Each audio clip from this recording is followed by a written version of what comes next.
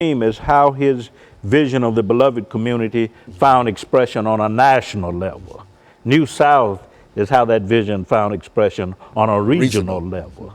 Very good. Of course, we're going to get ready for this second commercial break, Dr. Baldwin, and then we'll come back for the final segment. And we'll be back with our audience following this very, very short commercial break.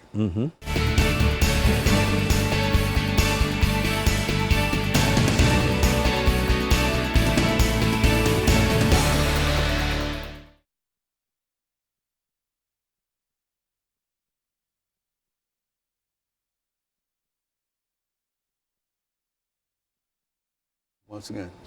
Okay, thank you and welcome back to the final segment of the show for today. We're talking to Dr. Lewis Baldwin, and he's giving us some information in reference to Dr. Martin Luther King and the beloved community. And of course, Dr. Baldwin, let's see if we can pick up during this final segment. We've got about 10 minutes to give you an opportunity to review some of the information that you gave us earlier and bring it into the final part of this show, however you wish to bring it to our audience this morning with all the knowledge that you have. Yes, I think it's important to realize that Dr. King's dream of community was a lifelong dream. When he was 6 years old, he lost a white playmate because of racism. The little white boy's father didn't want him to play with King. And I've always argued in my scholarship that King's search for the beloved community actually begins before he's educated. But what I've said so far indicates how he began to articulate that concept of the beloved community on an intellectual level. First, by looking at New South from 1954 to 1960. Secondly, the American Dream from 1960 to 1964. And finally, in the final 3 years of Dr. King's life, of course, we must remember that he received the Nobel Peace Prize in December 1964. And the final 3 years of his life, from 65 to 68, he's devoted to the realization of what he called the world house. And that's the third level that we need to consider when we talk about his conception of the beloved community. New South, American Dream, World House. And moving the American dream. That's upward. right. Is that, and World House, of course, in the last book he wrote, Where Do We Go From Here, Chaos or Community? Dr. King said that we live in a world house. The world has become so small because of scientific and technological revolutions. We can travel anywhere in the world in a matter of hours. There's information technology. We can talk to people by telephone. And because the world has become so small, we live in a world house or a worldwide neighborhood. And we need to do what? Try to fight against global poverty, global racism, and war, which he considered to be barriers to the realization of the world house. But we are part of a world house, and this is what globalization scholars are saying today. When you look at what's going on around the world, Dr. King said as far back as 1967 that what goes on in other parts of the world impacts the quality of life for Americans. That's his attitude in reference to the Vietnam War and all of those things. Right. That had a real, That's right. Not only had an impact there, but it had an impact here. That's right. When he spoke against the Vietnam War, when he spoke against South African apartheid, when he spoke out against poverty and racism on a global scale, war in general, he was talking about threats to the realization of the world house. God has made all humans of the world, irrespective of religion and politics, racial and ethnic identities. We are all a part of the creation of one God, and we must realize that we are bound together by this act of creation, and that we need to learn to live together as brothers and sisters, irrespective of our differences. And this is where he was coming from around this conception of the world house. And I might point out that what I've said so far about the New South, the American Dream, the world house, Dr. King embodied that in his own personal progression, because he moved from being a little-known Southern Black Baptist preacher to a national figure and ultimately a world figure. And so the monument on the mall in Washington, D.C. of Dr. Martin Luther King is a realization in terms of art, in Yeah, terms of the world dream that exactly. the world house that Dr. King envisioned. It's a depiction of that vision, this image of the world house that he was talking about, because you know that a Chinese architect was heavily involved in the creation of that monument. I think Dr. King would be proud because people from all over the world, I think yesterday, a day before yesterday, Prince Charles from England visited the King Monument in Washington, D.C. So what that monument means, of course, is that people from all over the world can come and celebrate the memory of Dr. King and be exposed to some of his statements. I don't know if you've been to that monument, but if you walk around, there are quotes from Dr. King on the walls. And for people across the world to be exposed to that, I think is phenomenal. Dr. Baldwin, before we've got about 3 or 4 more minutes, but before we leave today, let's look at the threat to this world house that is current today. When you look around the world, you see what is going on in Yemen and what is going on in Syria and what is going on in terms of et cetera, Exactly. efforts to destroy antiquity in a real sense. The world. Speak to that over the last few minutes that we have You here. couldn't have asked a better question, because I think Dr. King's vision of the world house is threatened today. We talk about ISIS and what's going on in parts of Syria and Iraq and other parts of the world. You can also talk about global poverty, which extends into this country as well. You can talk about racism. You can talk about religious bigotry and intolerance, which figures into the Middle East crisis and so many other crises, even in this country where Islamophobia is a major problem. So you're right in saying that there are still barriers to be overcome in terms of the full actualization of what Dr. King had in mind when he spoke of this world house. Because the world house means that we are able to transcend these differences and to become one as brothers and sisters, irrespective of color and other artificial barriers. But there are challenges, there are problems, there are struggles that rest ahead in terms of our ability to really complete the unfinished agenda of Dr. King's Holy Crusade as it related to what? World community and world peace. And that ought to be an example as to how leaders Yeah. of all over the world ought to be working toward that kind of idea. And I think I was really encouraged by some of the things that President Obama said when he was able to assemble all of those folks together in terms of a realization and a real sense of what? The house, the full house. Yes, I think so much of what President Obama is involved in today is a reflection of what Dr. King had in mind. The Iran talks with Iran, peace talks, the efforts to resolve the crisis in the Middle East, the efforts to deal with the HIV crisis around the world and other diseases. President Obama is involved in that, and he's talked a lot about globalization.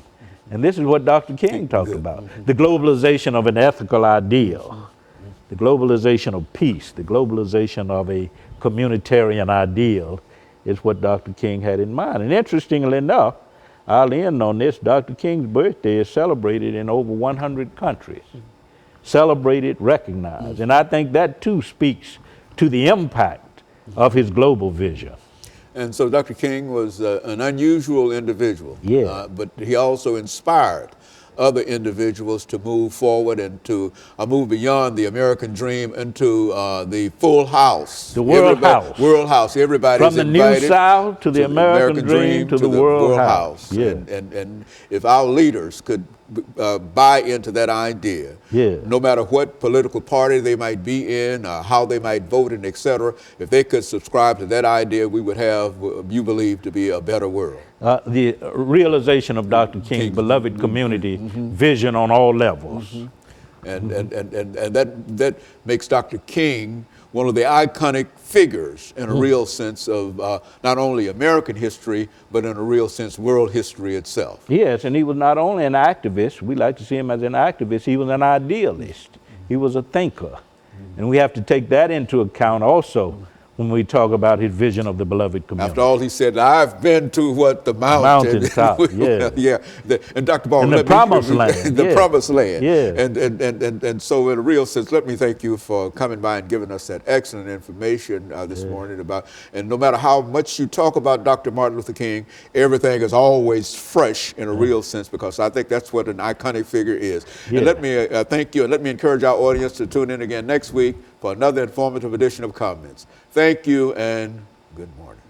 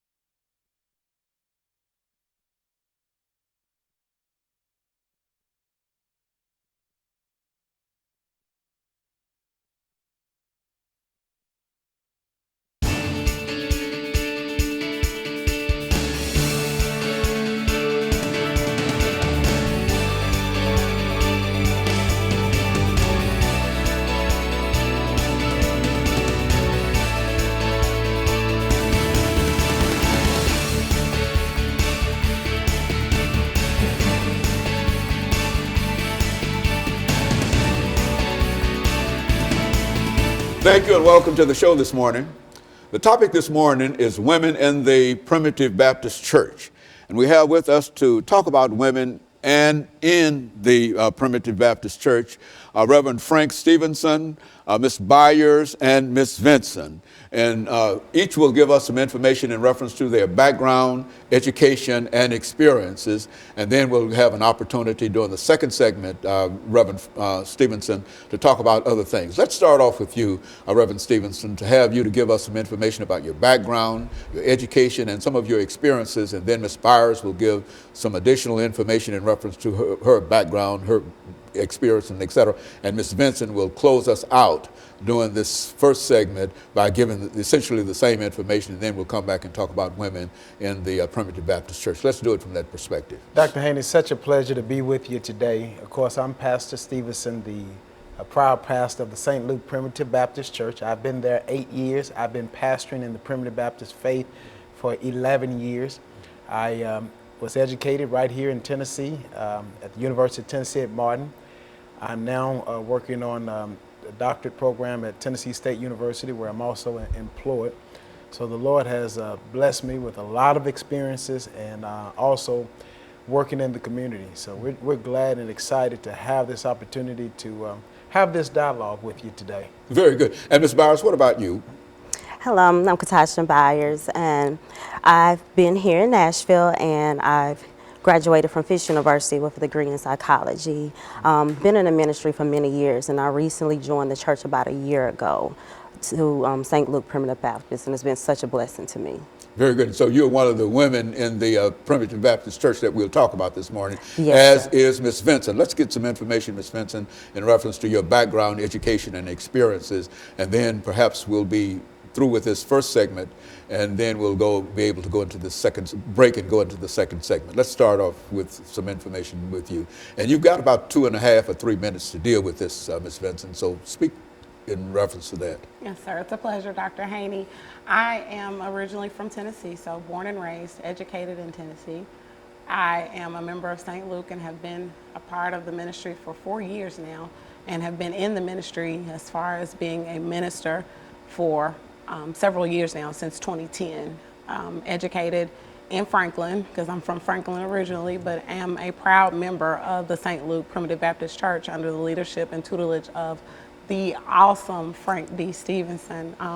Just really excited about the direction that the ministry is going, and excited about where God is taking us. So I'm very pleased to be a part of the ministry. Reverend Stevenson, Yes, it appears that women are playing a very, very significant role in the Primitive Baptist Church. Now, from what I understand, that this is something unusual, and especially I think that somebody has announced themselves as being a minister in the female minister in the Primitive Baptist Church. Is that usual with your church? And if not, so let's talk about it from that perspective. Well, the Primitive Baptist discipline says that we do not license or ordain women ministers. That's one of the rules that was written into the discipline.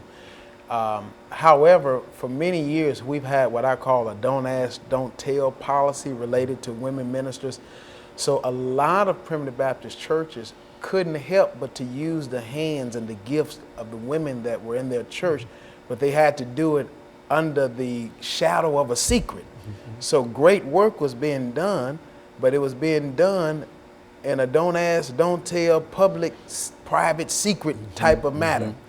And we just said we wanted God's Spirit to move and the freedom to allow them to work without being intimidated. And so we took a bold step.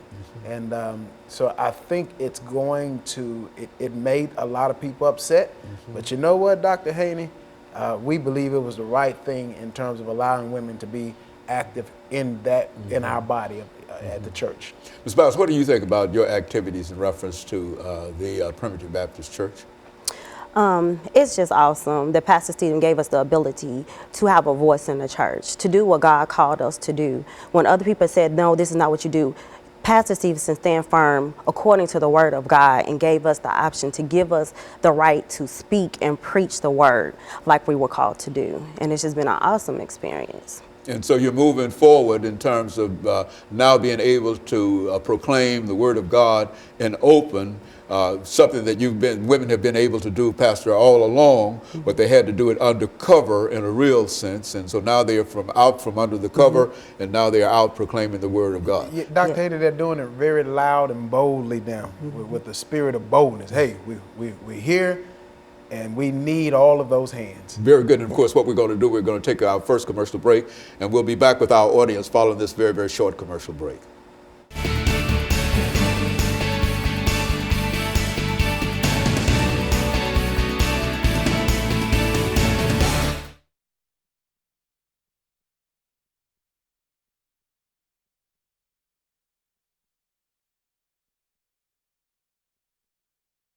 Thank you, and welcome back to the second segment of the show for today.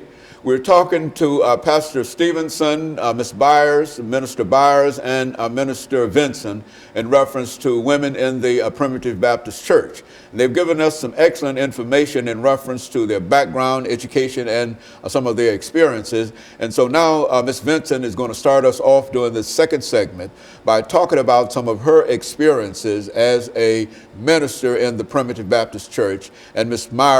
Byers will follow that up, and will allow Pastor Stevenson to sort of close us out during this segment dealing with women in the Primitive Baptist Church. Let's start with you, Ms. Vinson. Yes, Dr. Haney, I was born and raised Primitive Baptist, so that's pretty much all I've known ever since being a child. And I know that being a part of the Primitive Baptist faith, women have always been silenced. We were always able to give our money, but never able to have a voice as far as being able to stand in the pulpit and to proclaim God's word. We could be teachers, we could be cooks, we could do all the other back and behind the scenes things, but never to be outspoken and being a part of the ministerial team or the ministerial staff. So I'm grateful that God has allowed pastors and the likes of I almost called him Dr. Stevenson. He's working on that. So I guess I'm entitled. Yes, I guess I'm entitled to call him that. The likes of Dr. Stevenson and pastors of his caliber who have allowed the women to be free without restrictions, without shackles, without handcuffs. And he's allowed us to be vocal in the community, in the church, because he understands that the work that God has, it's not for a specific person. It's not specifically for man. It's detailed for whomever God has called and whomever God has imparted and implanted that word into. And so I'm just grateful to know that I'm with a ministry, with a pastor who believes in us. He's not just setting us out here, but he trains us and makes sure that we have the knowledge and the experience and the information that we need so that we can be successful. So he's setting us up to be success. He's setting us up so that we can be well represented and so that we can stand boldly and proclaim the word of God. All working God, all doing God's work, Ms. Byers. Is that what we're doing here? Speak to that, Ms. Byers. Yes, we're all here to do God's work. I mean, but Pastor Stevenson opens up the door for us to use our gifts. And whatever it is that we need to do, that we want to do, we go to him and he just let us do it freely. And you know what I'm saying? I mean, I'm glad that he took the stand to do that, because in other Primitive Baptist churches, they weren't going to do it. But he was the one man who said, you know what? I'm going to go by the word of God. I'm going to stand on what God said. And I'm going to allow for the women to not be silenced no more in the church. I'm going to allow for them to have a voice, to do what God has definitely called them to do. And he has definitely done that. As Tasha said, he has, you know, he's training us. He's having us to do everything we need to do. So therefore, when he sends us forth, we will be good and ready to go as ministers, especially women ministers in the Primitive Baptist Church. And this young man, Mr. Stevenson, Yes, Reverend sir. Stevenson, Yes, sir. has done such a great job in terms of bringing women into the ministry of the Primitive Baptist Church. But he's also done it against quite a bit of controversy, I would imagine, because it seems that what Ms. Vincent has already said in reference to the participation of women and et cetera, as well as you, Ms. Byers, it means that something has happened in reference to that. What kind of controversy and what kind of opposition have you had, Reverend, in terms of what you're trying to do? So, Dr. Haney, it has really been tough. I must be honest. This has probably been one of the hardest things I've had to do relative to isolation, being isolated from the other ministers and the others who have, you know, decided that the action I took was so egregious that they didn't want to fellowship or be a part or connected with me. First thing that happened was my credentials were suspended in the Primitive Baptist faith, which did not give me right to be a pastor or leader in Cumberland Association. So they voted basically to kick me out of that association. It was that much animosity toward what you were doing. Yeah, they made that vote. Then secondly, I was removed as the vice president of the state convention. And thirdly, our church had to make the decision to withdraw totally from the Cumberland Association. So it's been a really tough road. I mean, I went to the national convention, and some of the guys who I was great friends with, I mean, you would have thought I had leprosy. I mean, they were avoiding me, you know, because they were angry and upset, simply because we wanted to allow all of the hands. The community we pastor in has one of the highest rates of crime, of poverty. I mean, we're trying to move the needle on strongholds, and I need every anointed hand I can get. And I don't care if it's manicured, polished, or not. It doesn't matter to me. I just need those who are willing to get their hands dirty and go to work. And quite frankly, I didn't care about the criticism. I just want to get the work done with the individuals that God had placed. And we now have 20 female ministers, including my wife, Lakita Stevenson. I have 20. They are hardworking. They're energetic. They are excited. They're being trained. They're being taught. They're leading. They're working for God.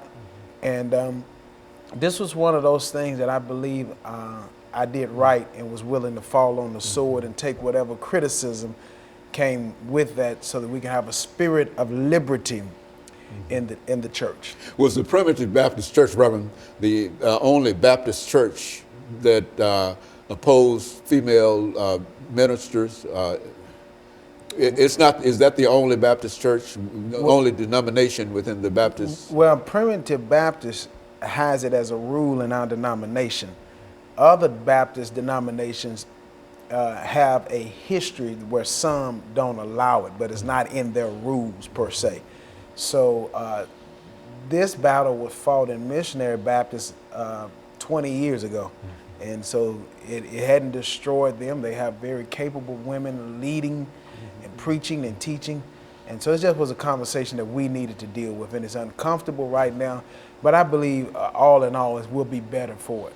And so far, you've already ordained some 20 plus women within the Primitive Baptist Church. Well, now there's a difference. We license them. We license 17 so far. But they all have the ability come out front and go to the pulpit. They have the ability to preach, to teach, and to do what God has assigned them to do under covering.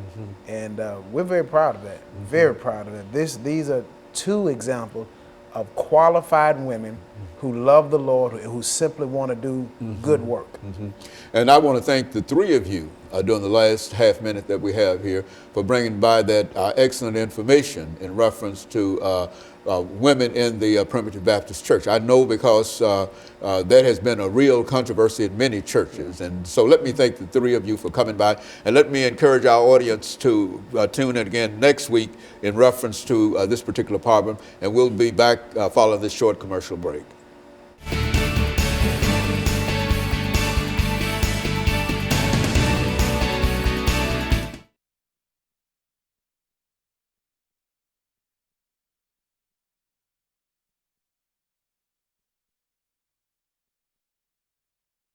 Thank you and welcome back to the show today. We're talking to Larry Rayford, and he has some information dealing with the situation of being in prison and then coming out and moving into the pulpit. And so, Mr. Rayford, let's start off by having you to give us some information in reference to your background, your education, and some of the things that were important in terms of your life.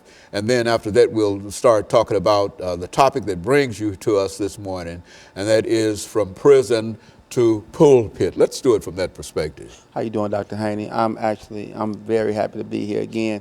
Well, about myself, I'm a I'm Michigan-born, Chicago-raised young man who had a lot of struggles in life. Been incarcerated for over half my life. Been in prison for 5 years. And my education. I just got my GED I got my GED 2 years ago. So, I just took care of my family, took care of my mother, my sister, and then I taking care of children. So, and since being out, I've been in Nashville now for 10 years. And I go to Mount Carmel Missionary Baptist Church under the tutelage of Bishop-elect Marcus Campbell. And I was ordained last year as a minister, as associate minister. And it's so many challenges that go with it. Especially when you come from, where I come from, which was the streets. And then you go to prison for mistakes and things that we've done. And then you come out try to change your life. People still look at you as the same person that went in. So it's really hard sometimes when you come out and try to do something different. But I always think about Paul, who was once Saul. And when he was Saul, he did a lot of nonsense. He persecuted, he killed Christians, he killed people. But Jesus knew it was something in that man. So when he met him, he blinded him. And Paul said, Jesus, if you give me my sight back, I'll follow you. And from that day on, Paul followed him. And it's so funny that people know about the stories and they know about what happened in the Word and they say they believe in the Word, but when it comes to being in the natural and not the spiritual, they take your spiritual realm for granted. And I think it really hurts a lot of us that are coming from prison and stepping into our calling and being called because we were convicted. So with that call comes conviction. With that call comes criticism as well. But with that call also comes a recognition that you have been what all institutions are supposed to produce, a rehabilitated individual, even though I think that you more than anybody else understand what it means when they talk about rehabilitation there. And when you get back out here, nobody believes that you've been rehabilitated. So let's sort of follow that line in terms of moving in a real sense from prison to pulpit. I think you've already indicated that you've been incarcerated, et cetera. But now, what was the transition that allowed you to move from coming out of a closed society in a real sense to meet your Damascus road in terms, since you've talked about Paul, what was your Damascus road? Wow. I've been shot 6 times. I've been stabbed 12. I had open heart surgery. My biggest thing with my children, it's crazy because everything that I went through still didn't stop me from doing that dumb stuff I was doing. But I had children and I had to realize that I didn't want my children to be raised by the propaganda. I didn't want my children to be raised by the nonsense or the ignorance of the world or other people, period. I wanted to be a father to my children. And the only way I could do that was I had to be here. And I learned something. Once your mind is free, then you're able to do other things. The Bible says, don't be conformed to the world, but be transformed in the renewing of your mind. So in other words, you change your mind, you change your grind.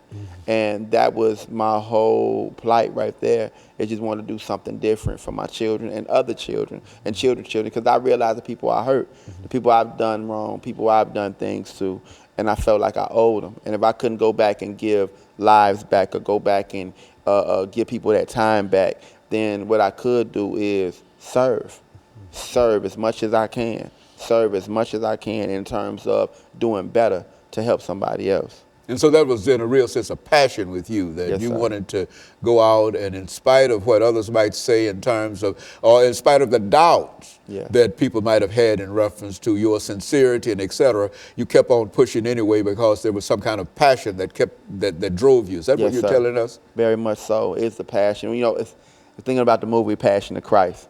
You know, it's just the passion, man. I mean, Christ had a passion for people. You know, regardless, his purpose in the passion, his passion in his purpose. It was just he had a passion for people. You know, and the thing is, I have a passion for people. I have a passion for our children, especially our youth. You know, but I have a passion for people. Period. All around, I want to see my brothers get along. I want to see my sisters get along. I want to see love happen. I want to see brothers and sisters loving each other. You know, this is something that I want to see, even though I know it's hard. But when I do see it, I smile. When I see an older couple that's been together for 40, 50 years, I'm happy about that, because that makes me feel as though me and my rib will make it that long. You know, that gives us a sense of it can happen, even though you see all these divorces happen, you know. So yeah, it's the passion for people, because I want to see good things happen. I'm tired of seeing the nonsense. I just want to see God's promise. I want to know when I leave here that God has said, well done, thy good and faithful servant. And that's what I'm looking forward to.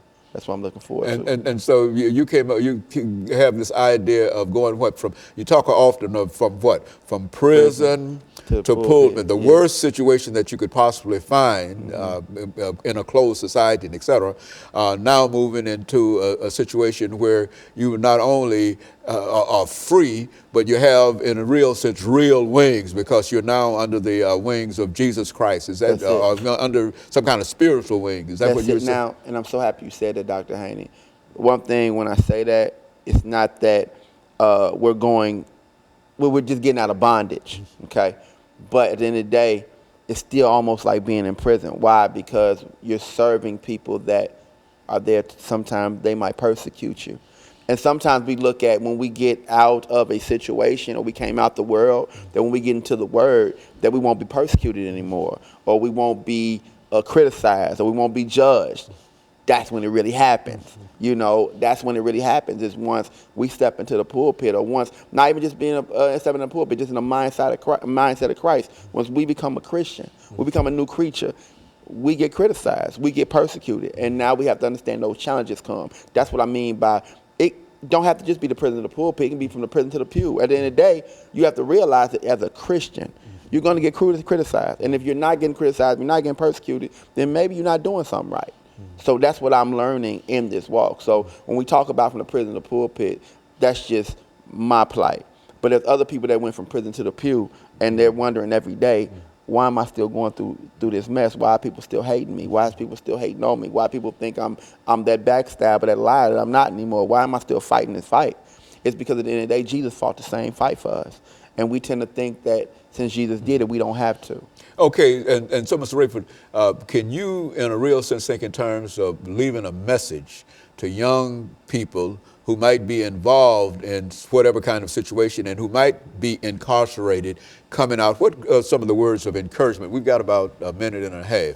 What are some of the words of encouragement that you can leave with them? Because it would appear to me that they need encouragement. If you go to the court system, you see what's going on, et cetera.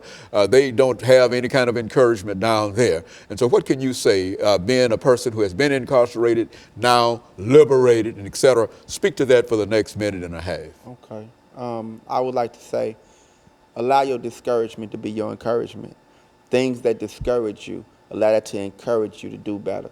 Things that were meant to break you down, allow that to lift you up. You might say, how?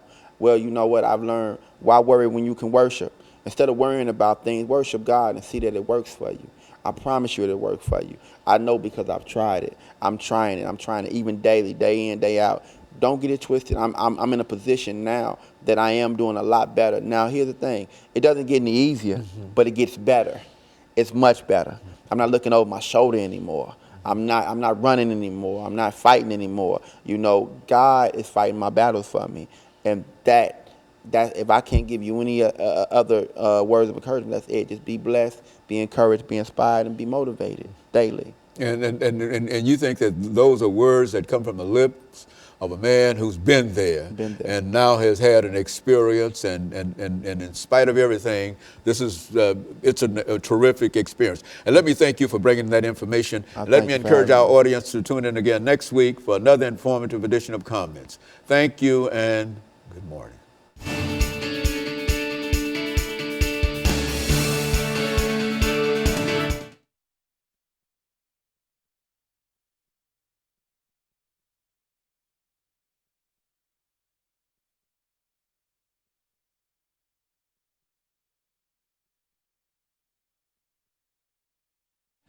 Thank you and welcome back to the second segment of the show for today. We're talking to Ms. Greenlee, Mr. Harris, and Mr. Bell, three members of the of the panel who have had some tragedies in their lives. And Ms. Greenlee thought that they could pull this organization together and call it Save Our Sons, in recognition to the fact that some of them have lost.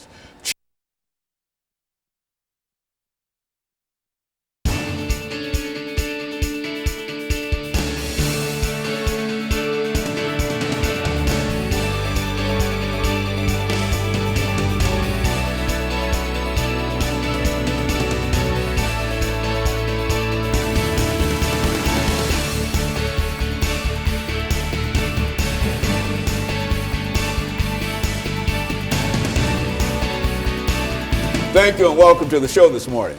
The topic this morning has to do with youth violence, and the name of the topic is Save Our Sons.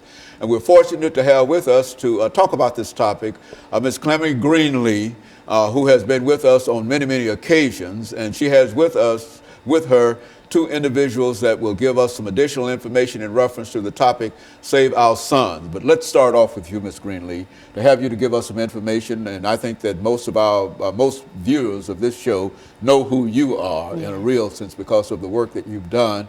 But you also have played a very significant role in terms of identifying individuals that we might be able to talk to on this show. And you have with you three individuals today that we want you to identify, to have them to identify, and then we'll get into some of the topics that we have to talk about. Let's say some statements about yourself, and then tell me about them. Well, first of all, Dr. Haney, let me just say good morning, and thank you for having me once again. Those that know me, Clemmy Greenlee, Nashville Peacemakers, nonprofit organization, community advocate, organizer, and all the above. I am truly, truly blessed to still be out here on the road running for the fight that I believe in. And I am honored to have these two young men that I have brought with me to my to my right. I have Mr. Harris from South Central. I have Mr. Bell from Nashville, Tennessee. And they will both be telling you about, in the community, about why they are here with me. Very good. And of course, Mr. Bell, let's start with you, and then we'll work down to you, Mr. Harris. Let's start with you by having you to give us some information about your background, education, and experience within that context to sort of tell your story. And then after which Mr. Harris will do the same thing. And by that time, we should be down to about 2 minutes, and Ms. Greenlee will have an opportunity to sort of wrap that up, and we'll leave out of this first and second segment for today. Let's start off with you, Mr.